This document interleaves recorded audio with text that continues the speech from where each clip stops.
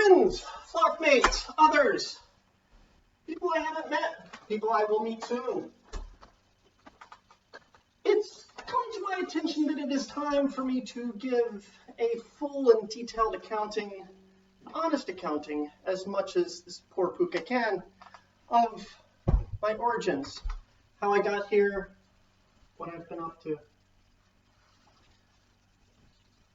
Once upon a midnight dreary, while I pondered weak and weary over many a quaint and curious volume of forgotten lore, while I nodded, nearly napping, suddenly there came a tapping as of someone gently rapping at my chamber door. "'Tis some visitor," I muttered, tapping at my chamber door, only this and nothing more.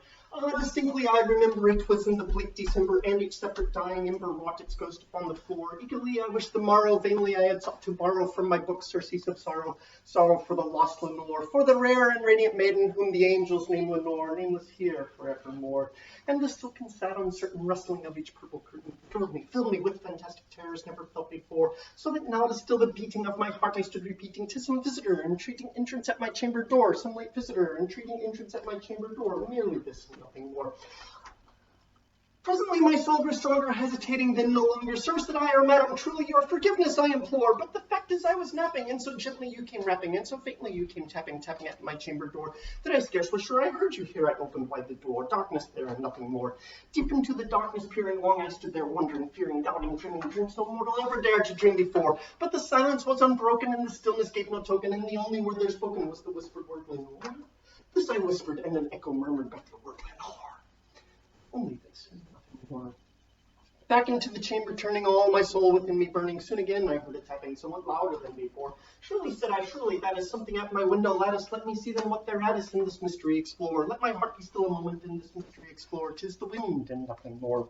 Open here I flung the shutter, when with many a flit and flutter in there stepped the stately raven of the saintly days of yore. Not the least obeisance made she, not a minute stopped or stayed she, but with mien of lord or lady perched above my chamber door, perched upon a bust of Pallas just above my chamber door, perched and sat, and nothing more.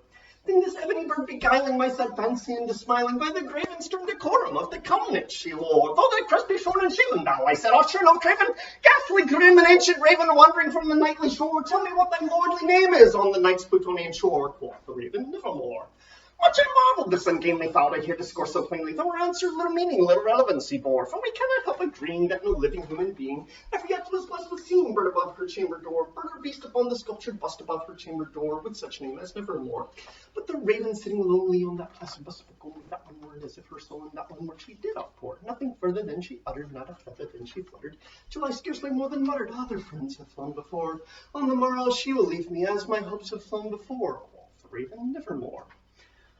Startled at the stillness broken by reply so aptly spoken, "Doubtless," said I, "what she utters is her only stock in store, caught from some unhappy master, whom unmerciful disaster followed fast and followed faster, till her song's one burden bore, till the dirges of her hope that melancholy burden bore of never, nevermore."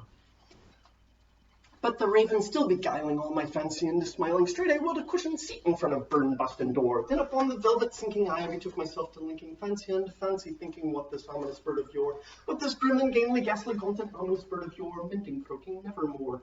This I sat engaged in guessing, but no syllable expressing to the fowl whose fiery eyes now burned into my bosom's core. This and more I sat divining, with my head at ease reclining on the cushion's velvet lining that the lamplight floated o'er, but whose velvet violet lining with the lamplight gloating o'er she shall press, nevermore.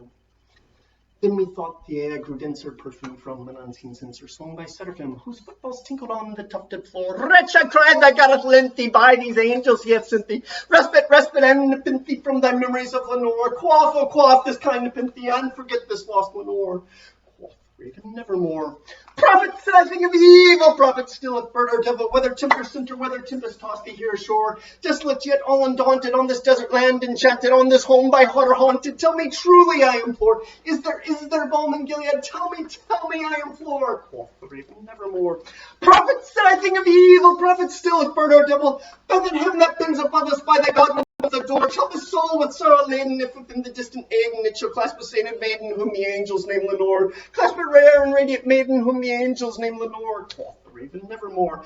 "Be that word, sign of parting, bird or fiend," I shrieked upstarting, "get thee back into the tempest in the night's Plutonian shore. Leave no black bloom as a token of that lie my soul unspoken. Leave my loneliness unbroken. Quit the bust above my door. Take thy beak from out my heart, and take thy form from off my door." Quoth the raven, raven, nevermore.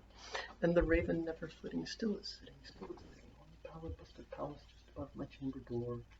And her eyes have all the sneaking of a demon's that is dreaming, and the lamplight o'er her streaming throws her shadow on the floor. And my soul from out that shadow that lies floating on the floor shall be lifted, nevermore.